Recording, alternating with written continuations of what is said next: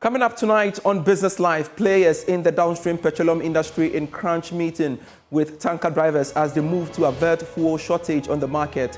Meanwhile, some station managers are considering shutting down if they did not get fresh supply by tomorrow owing to the ongoing strike by the tanker drivers. Problem is that since yesterday we've not received any product. So if by tomorrow morning we don't get, then we are going to short here. So it is going to have a bad impact on the public. We will be bringing you an update on the meetings, plus get to hear from industry watchers on the potential impact this impasse would have on the downstream sector. Also in this bulletin, African countries urged to pursue production processes that do not use gas flaring. We have a duty to discuss and come up with plans and strategies, amongst others, for a common African front on our joint and several obligations in the prevention and/or reduction of gas flaring and fugitive emissions in Africa's upstream petroleum operations. We shall be bringing you more from the just-ended African Petroleum Producers Organization Roundtable on gas flaring and fugitive methane emissions. Plus, Finance Minister Dr. Mohamed Amin Adam highlights improved revenue mobilization as critical to Ghana's economic recovery. It is important we recognize that we cannot develop this country if we are not able to collect enough revenue. Okay, and every year we have a budget target as far as revenue is concerned, and we continue to work with GRA to achieve the target. We have details of these and many others arranged for you. Please stay.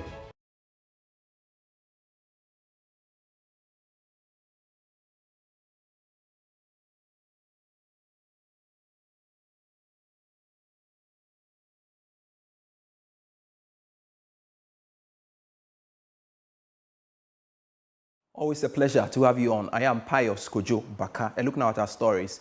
This evening, key players in the petroleum industry are currently locked up in a meeting aimed at resolving the concerns of tanker drivers.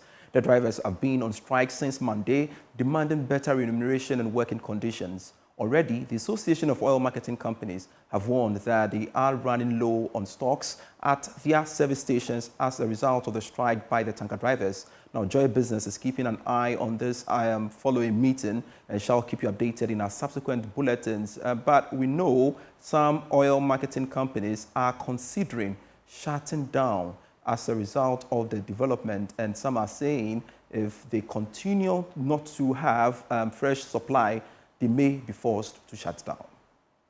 Problem is that since yesterday we've not received any product.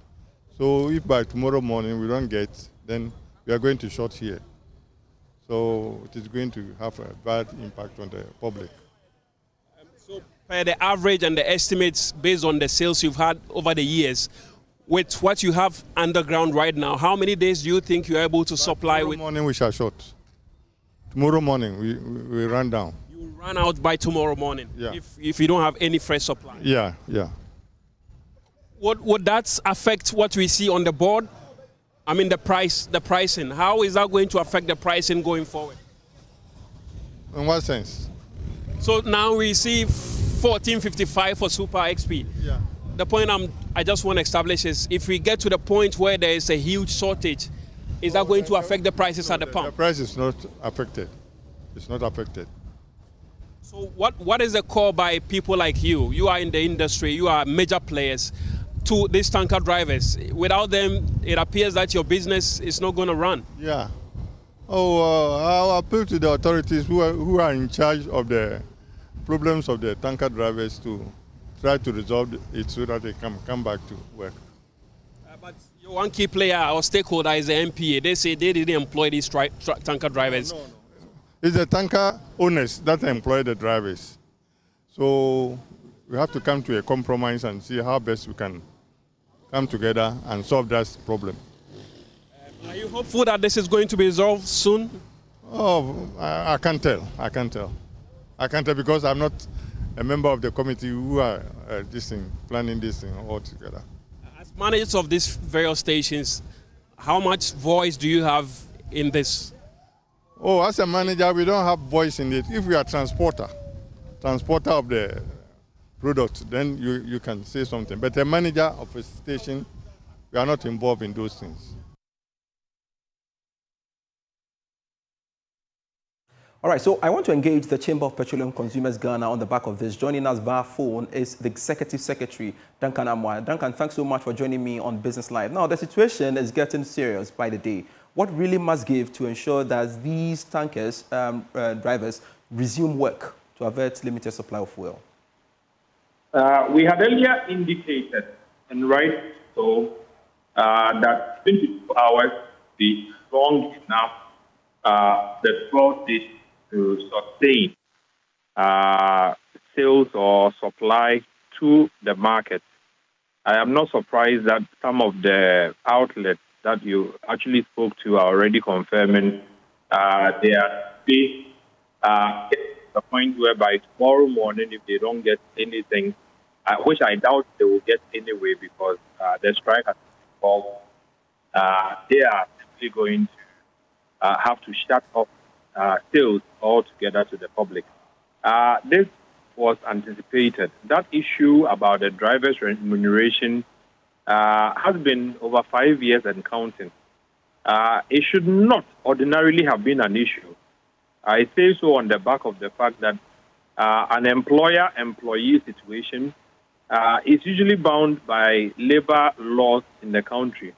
If I employ somebody to do a certain job and the person fulfills their part of the contract, it behoves on me to pay that person the agreed sum that for which I employed the person. Unfortunately, you hear from the driver union, some of the transport operators or the owners are paying, which is good. Others are not paying. Then the question of who is not paying comes up. And then they are a bit reluctant to say, okay, Kwame is paying, Kofi is not paying. So then let's find a different route to say that because some are not paying, then everybody is deemed not to be paying. So the NPA should step in. I think that approach right from the outset was problematic because a transporter cannot train or recruit his driver, and then another agency comes in to pay. It's just like working with Commercial Bank or, Cal Bank. And then Bank of Ghana saying, workers of Cal Bank are saying, their salaries are not coming on time. So Bank of Ghana is going to deduct money from Cal Bank to pay, Cal Bank staff. It is not done. Unfortunately, that has been the negotiation that has been ongoing for a good number of months now. So we are not surprised that when it came to the implementation itself, it was fraught with issues, difficulties. They cannot. So they've come to a dead end, where now the drivers are convinced that if the NPA was deducting money from source, from the transport operators or union, 13%, I'm told, then they will have a pool of funds which will go around. The challenge therein is this. Transporter A may be paying his driver 4,000 Ghana cedis at the end of the month for 4 trips. Transporter B may be paying his driver 3,000. Transporter C may be paying his driver 4,400. If you say you're going to put money in a pool and pay the drivers, are you giving them a flat fee, flat rate, salary? If you are not, how do you discriminate the same, drivers who do the same kind of job? They all go to Kumasi and return. They all go to Sunyani and return. How would you discriminate them? It becomes quite difficult to see how the meeting currently ongoing, which has the Greater Accra Regional Minister Titus Glover, Atukujo, and other ministers, present. It is difficult to see how the deadlock will be broken because the drivers seem utterly convinced that the NPA is in a better position to deduct monies from their owners and pay them. Meanwhile, the NPA Act 691 does not grant the NPA those powers to now become the labor center for the petroleum downstream. And I have said this. If the NPA is even allowed to do this, what it would mean tomorrow is that if the pump attendants also feel, well, our salaries don't come on time or we are not being paid adequately, the NPA will now have to say to the OMCs that, oh, your pump attendant or the forecourt officers are saying you are not paying them, or so we'll have to deduct. you'll be setting the kind of precedent that you cannot sustain. But unfortunately, because they took that route right from the outset, the drivers have gotten used to the idea that the NPA is probably the only institution capable of resolving the issue. Mind you, the NPA Act 691/2005 does not clothe the institution with labor-related resolution powers. It doesn't have that. And Duncan, as we speak, we've got to get out of this debacle. But what should we do to ensure that these drivers resume work? You see, I would expect the Association of Oil Marketing Companies and, of course, the OMCs to take a different route. If the Tanker Driver Union, the Ghana National Petroleum and Tanker Drivers Union, simply adamant to say that, okay, this transporter is not paying, this one is paying, so that if the NPA can step in, they will step in from the point of who is not paying and what we can do to get them to pay. If they lump everything together and insist they would not go to work, I foresee a situation where the OMCs would at some point, especially those who own their own trucks, you know, some of the OMCs have their branded trucks that they own themselves. They may be able to get their drivers to, as it were, break rank with the driver union. The risk there again is that the other agitated drivers, numbering over 5,000, may also pose a threat or a danger to the few who may decide that, okay, there's a deadlock. The tanker drivers union said they won't work, but we will be willing to offer our services. These guys could get to them, and that would mean that you would need additional security at the depots. You would need extra hands to ensure that, you know, people don't throw petrol bombs and all of that at these petrol depots from where they load the fuel. We have gotten to a fight-messy situation. I think that there will be a resolution at some point, but as to whether this meeting this evening will give us that solution, I am doubting we'll probably get, what we are hoping for. And we are following keenly on that meeting, and of course, we'll bring viewers up to speed on that. Thanks so much, Duncan Amwa, Executive Secretary of COPEC, speaking to us on the back of this development. You're still watching Business Live. More within the sector, stakeholders and investors in the exploration of oil have advised African countries to pursue production processes that do not use gas flaring.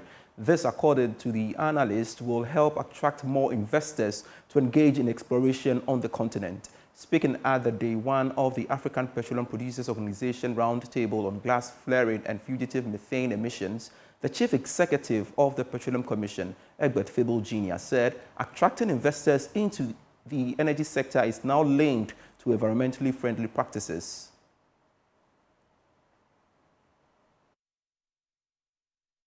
Table, I have no doubt in my mind that delegates and all participants herein gathered are aware of the huge responsibilities we all bear at our various levels of operations in Africa's upstream petroleum value chain. Whether as ministers, chief executives of NOCs, regulators, or supranationals, we have a duty to discuss and come up with plans and strategies, amongst others, for a common African front on our joint and several obligations in the prevention and or reduction of gas flaring and fugitive emissions in Africa's upstream petroleum operations. The same level of awareness can be found in the streets of the continent, from Abuja, Kampala, Tripoli, Luanda, Kinshasa, Brazzaville, N'Djamena, Cotonou, Dakar, Niamey, and beyond. Questions on Africa's contributions to climate change and the energy transition are evolving. The African people look to us to come out of this roundtable with far-reaching responses to the subject to be discussed. Ladies and gentlemen, the choice of Ghana as a venue for this roundtable is welcome because it provides our stakeholder companies and institutions opportunities to engage extensively with other jurisdictions on the implications of emerging trends in the oil and gas industry. Policy interventions and the effects of activities of the oil companies on the environmental, social, and economic prospects of our respective countries ought to be on the front burner.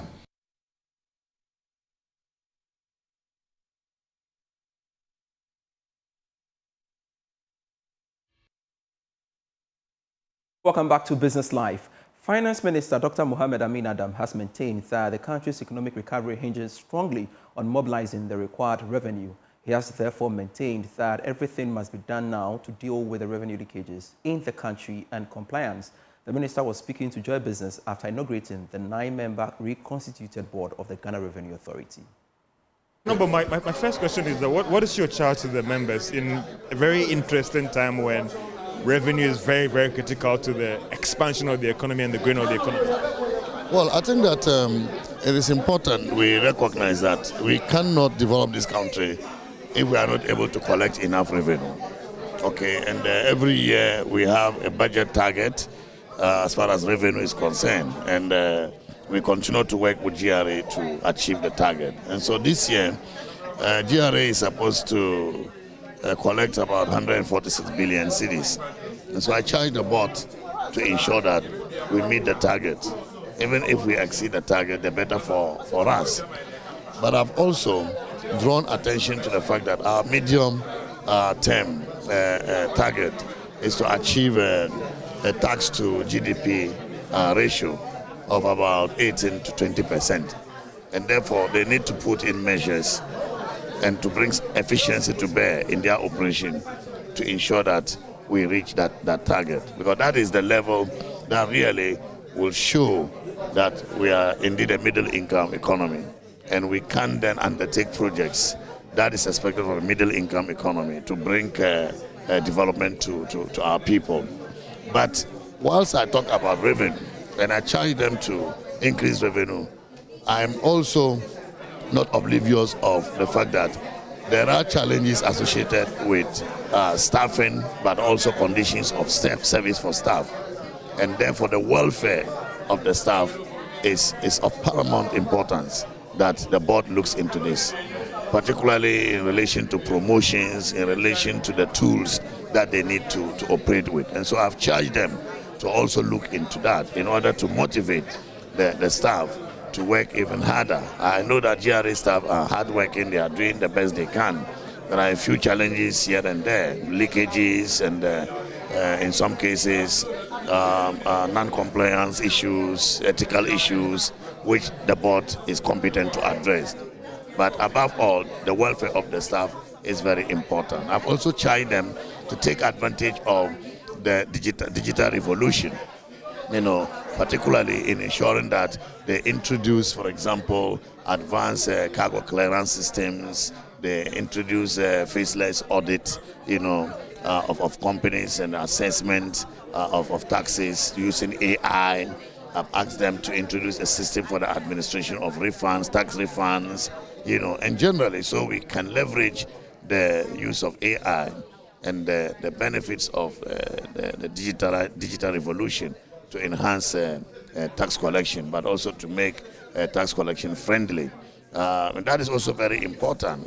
While some people are complaining about harassment by staff of GRA, I want to drill down to get the evidence, because with the evidence we can then work on that. And so I've charged them to also investigate, because at the end of it all, the business environment or the business climate must be friendly, it must be investment enhancing, and so that businesses can feel the confidence that they need to have to work with us to generate the revenue that we need to support our development efforts. In more business news, the Dean of the University of Ghana Business School, Professor Justice Bawale, has called for the inclusion of emerging technology and industry-based software and technological tools into the teaching and learning processes. This, he believes, will equip students with hands-on skill sets that will make them employable and bring them up to speed with the ever-evolving industry trends. He spoke at the launch of the accounting software curriculum by the accounting department of the University of Ghana Business School. Preparing industry-ready students has become more imperative due to the ever-evolving business landscape. The adoption of software and technological tools has successfully simplified the world of work.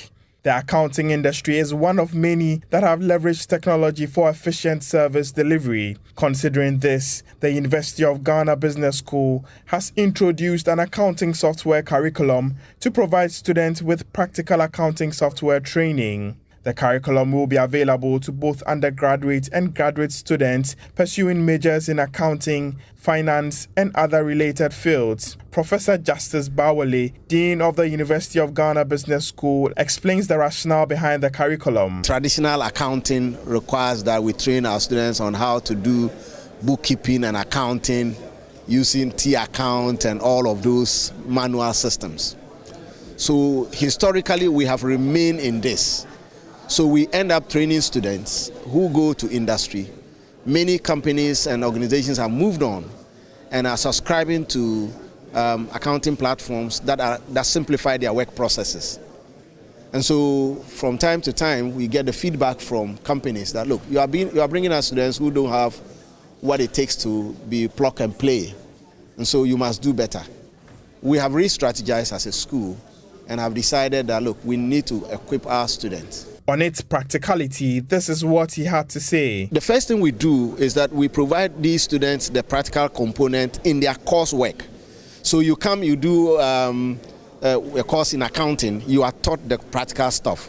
And we make sure that practical teaching gives you the foundation.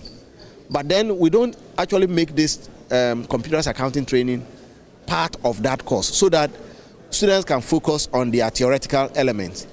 But in this curriculum, when you come there, all you do is to come with your laptop, and a company is created for you, and a system is created for you, so you have to log in. Just like you come to work and you have to log into your accounting software in the organization. And then the instructors would begin to give scenarios. So for example, your company has bought 100,000 worth of goods from Special Ice Water. Therefore, how do you treat this? Kwabena Situ, partner at Deloitte, commended the University of Ghana Business School and urged academia to incorporate practical teaching and learning practices. Now, government is optimistic that the latest round of funding from World Bank and other donor partners will help stabilize the cedi. It is coming after Parliament approved $150 million World Bank project funding for the country. George Yafe has more. Like other form of funding from the country's donor partners, this one, the drawdown will be done as and when some significant progress are made at each stage of the project. But for government, it's more about the signal that it will send to other donor partners about its commitment in working to stabilize the economy. Finance Ministry, in a statement after the World Bank funding was approved by Parliament, noted that the inflows should also come in to help in dealing with the current pressure on the Ghana cedi. They are also of the view that the resumption of these stalled projects targeted at dealing with flooding in the capital should also help in the recovery of the economy and creating some employment in the country. Thanks so much for being part of the bulletin. I am Pius Kojo Baka. For more stories, do log on to myjoyonline.com/business. On that portal, oil marketing companies to hold crunch meeting with tanker drivers today. And we brought you that story extensively on Business Live. Also on that portal, SML owes GRA 31.88 million cedis in taxes. That's according to KPMG report. More stories on myjoyonline.com/business. See you same time tomorrow. Have a good evening.